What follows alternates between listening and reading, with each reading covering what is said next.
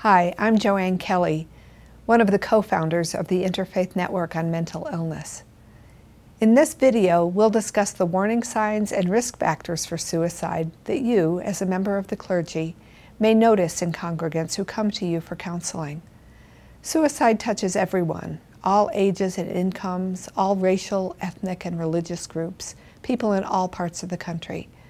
Suicide takes the lives of about 38,000 Americans each year.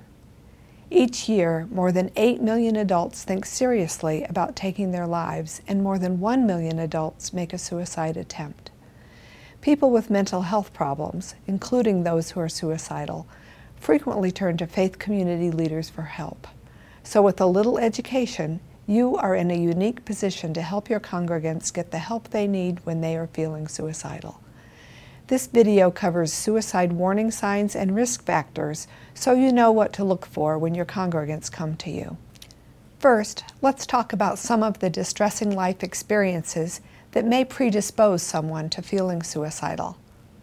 Distressing life experiences include things like loss of job, home or money, death or terminal illness of a loved one. They may also include divorce, separation, or other broken relationships, for example, family rejection of those with non-conforming gender identities and sexual orientation. Job or school problems, for example, conflict at work or being bullied at school. Financial problems or stress. Health problems, for example, chronic pain, disability, loss of eyesight. Legal issues or going to jail. Surviving a traumatic experience, like a natural disaster, car accident, or personal trauma like sexual assault or robbery. This list is not exhaustive, but it gives you an idea of the types of things that predispose people to suicide. Just because someone is experiencing one of these distressing events does not mean they are suicidal. In a minute, we'll list some warning signs of suicidal thinking. If you noticed one or more of these signs in conjunction with a distressing life experience, mental illness, or past suicide attempt, you should ask the individual if he or she is thinking about suicide. We'll discuss ways to ask the question in the next video in this series, how to tell if a person is considering suicide. Next, let's go over a few warning signs.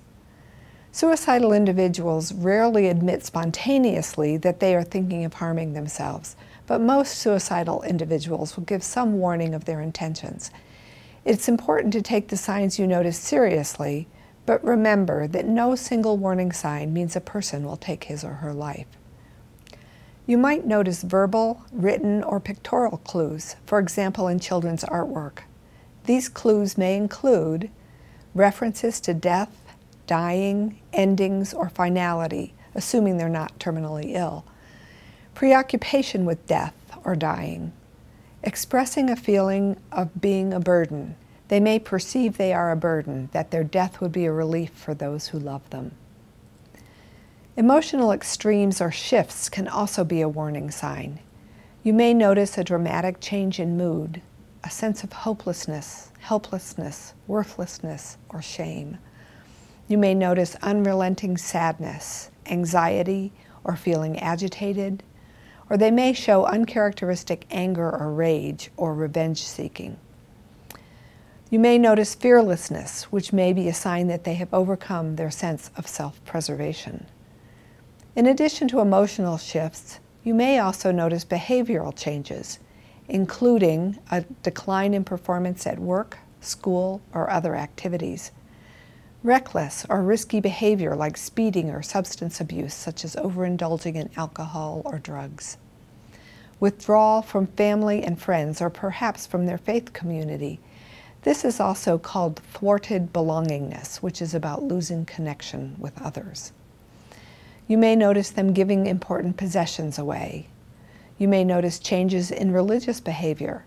For example, previously ambivalent congregants suddenly attending church frequently with lots of questions about the afterlife, or formerly involved congregants who are now avoiding religious activities.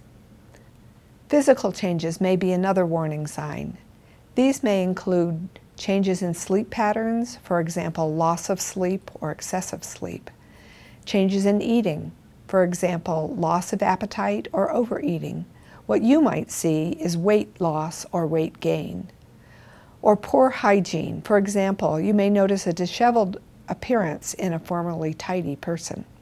Suicidal individuals may also go through a spiritual crisis. Things you might hear from someone who has come to you for help may include a spiritual struggle to connect with God or feeling abandoned by God, shame that they are letting God down, loss of purpose, or feeling rejected by the religious community. Other risk factors to keep in mind is a previous suicide attempt, a recent discharge from the emergency room or hospital following a suicidal episode or depression, mental illness, including depression, PTSD, bipolar disorder, or schizophrenia, substance abuse, and social isolation. If one of your congregants is undergoing a distressing life experience combined with one of these other signs and risk factors, don't dismiss it. Ask the individual if he or she is thinking about suicide. We'll discuss ways to ask the question in the next video in the series, How to Tell if a Person is Considering Suicide. If you see signs of immediate risk, ask if they are thinking about suicide. Here are some signs that immediate action is required. Threatening to hurt or kill oneself. Talking about feeling like they just can't take it anymore.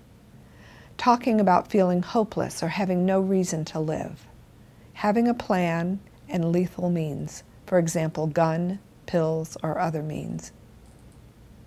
We've covered a lot of warning signs and risk factors in this video. If you'd like to have a written copy of these lists, go to the INME website at www.inme.us, and that INME is INMI. There you can download the Suicide Risk Factors and Warning Signs flyer. Be sure to watch the other videos in the Caring Clergy Project Suicide Intervention and Response series and the Making Referrals series. Remember, you can be a key person in helping your congregants find hope and reassurance and help connect them to life-saving resources. Thank you for being a caring clergy.